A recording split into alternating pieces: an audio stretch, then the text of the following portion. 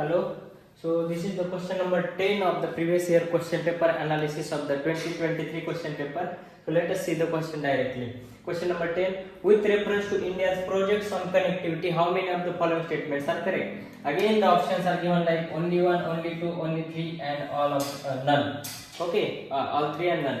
So don't worry about this combination because the statements are straightforward. UPSC may ask in next year 100 out of 100 question like this. This year only 30-35 questions were like this, but don't worry, you have to look at the analysis of these statements. That will help you. Okay, so first statement, east-west corridor under golden quadrilateral project connects Dibrugarh and Surat. Okay, this is the first statement. So what it is asking, east-west corridor under golden quadrilateral project connects which cities it is connecting. So this is the statement 1. Actually statement 1 we will see in detail. I already told in the previous question that if there are the two facts within the same question, at least one will be wrong or sometimes two will be wrong. So you can see east-west corridor under golden quadrilateral project connects Dibrugarh and Surat. Both these are the wrong information UPSC has given. Instead of that, Silchar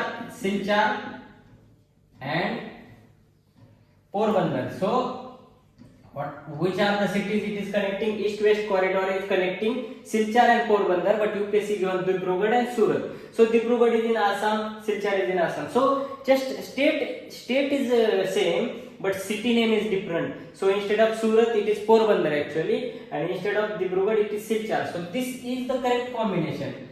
But UPSC intentionally given the wrong city names. Okay, so therefore the statement 1 is wrong.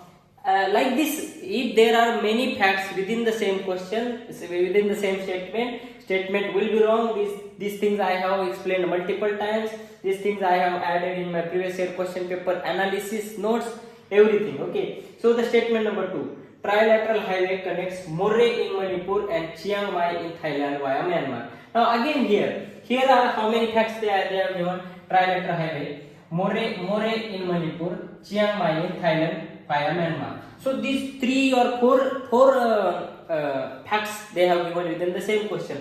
Among these, maybe how many are correct, but Chiang Mai is a wrong fact. Instead of this, some other city name, I don't remember the name, but other city is there. Other information is correct, but at least one fact will be given wrong. Therefore, you have to be smart. UPSC is giving many facts within the same statement, means at least they have given one fact wrong. Okay, so statement 2 also wrong. Now the third statement, Bangladesh, China, India, Myanmar economic corridor connect Varanasi in Uttar Pradesh with Kunming in China. Again here 2 facts are given, Varanasi in UP. Okay, Varanasi in UP and Kunming in China.